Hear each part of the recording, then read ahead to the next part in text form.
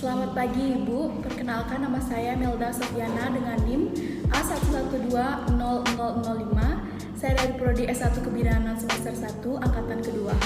Hari ini saya akan menjelaskan tentang anatomi fisiologi dari panggul. Baik, di depan saya sudah ada patung dari tulang panggul atau pelvis. Tulang panggul sendiri tersusun dari beberapa tulang, di antaranya 2 os coccygeae, 1 os sacrum, dan 1 os coccygeus. Os coccygeae terdiri dari beberapa tulang utama baik kanan maupun kiri, yaitu os ilium, os ischium, dan os pubis. Pembahasan kita yang pertama yaitu mengenai bagian-bagian dari os coccygeae, yaitu os ilium. Os ilium terdapat tulang yang menebal disebut dengan crista iliaca, dan tulang yang menonjol disebut dengan spina iliaca anterior superior. Ini merupakan penentu arah pada saat kita melakukan injeksi IM. Lalu di bawah spina iliaca anterior superior terdapat spina iliaca anterior inferior. Lalu terdapat tonjolan tulang yang menghubungkan antara panggul mayor dan minor disebut dengan linea terminalis.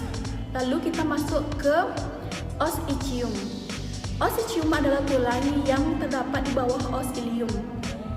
Cekungan ini biasa disebut dengan acetabulum, merupakan cekungan tulang untuk melekatnya tulang paha. Lalu ini merupakan tulang menebal yang biasanya menopang tubuh kita saat kita sedang duduk, disebut dengan tuber ischiadicum.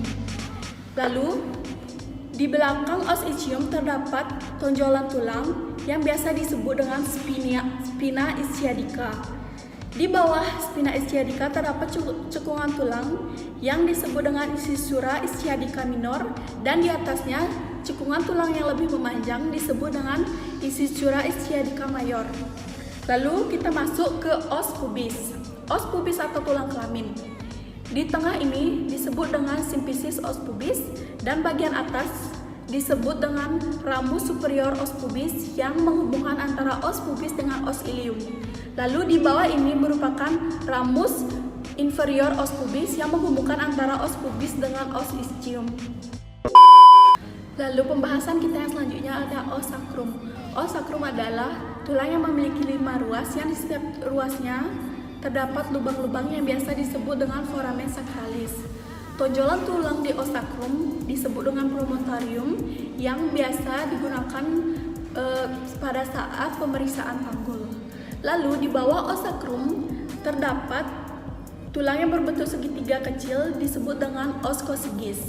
Os coccygeus merupakan tulang yang memiliki 3 sampai dengan 5 buah tulang yang menyatu, yang pada saat persalinan tulang coccygeus akan tertarik ke belakang atau terdorong ke belakang sekitar 1 sampai 2 cm yang akan memudahkan jalan keluarnya janin.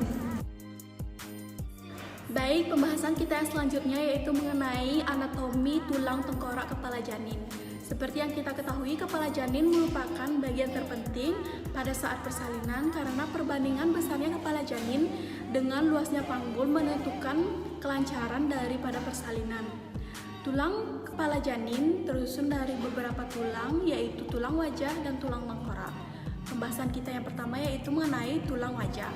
Tulang wajah tersusun dari beberapa tulang. Yang pertama ada tulang hidung atau biasa disebut dengan os nasalis. Tulang pipi disebut dengan os zygomaticum. Tulang rahang atas disebut dengan os maxillaris, dan tulang rahang bawah disebut dengan os mandibularis. Lalu kita beralih ke tulang tengkorak. Tulang tengkorak tersusun dari beberapa tulang utama, yaitu tulang dahi atau disebut dengan os frontalis. Os frontalis ada 2, yaitu os frontalis kiri dan os frontalis kanan. Dan selanjutnya ada os parietalis, baik kiri maupun kanan. Tulang pelipis atau os temporalis ada 2 juga, yaitu ada os temporalis kiri dan os temporalis kanan. Lalu yang selanjutnya ada tulang belakang, yaitu os occipitalis.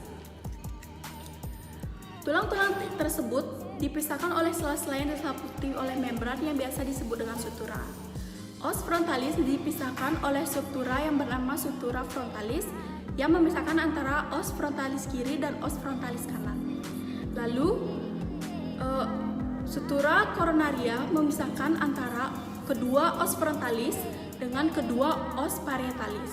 Lalu ada sutura sagittalis, merupakan sutura yang melintang secara vertikal yang memisahkan antara os parietalis kiri dan os parietalis kanan. Lalu di sini ada sutura lambdoidea yang memisahkan antara os occipitalis dengan kedua os parietalis. Lalu pertemuan antara sutura sagittalis, koronaria, dan frontalis membentuk segi empat yang biasa disebut dengan ubun-ubun besar atau fontanella mayor. Dan pertemuan antara sutura sagittalis dengan sutura lambdoidea membentuk segitiga yang disebut dengan fontanel minor. Baik fontanel mayor maupun minor mengalami ossifikasi pada umur bayi 18 bulan di ubun-ubun besar dan mengalami ossifikasi pada saat 6-8 minggu di ubun-ubun kecil. Baik Ibu, sekian presentasi atau pemaparan atau penjelasan saya mengenai anatomi tulang panggul dan anatomi tulang tengkorak pada janin. Apabila ada kesalahan kata dan kesalahan dalam penyebutan, saya mohon maaf sebesar-besarnya, dan saya akhiri video ini dengan mengucapkan terima kasih.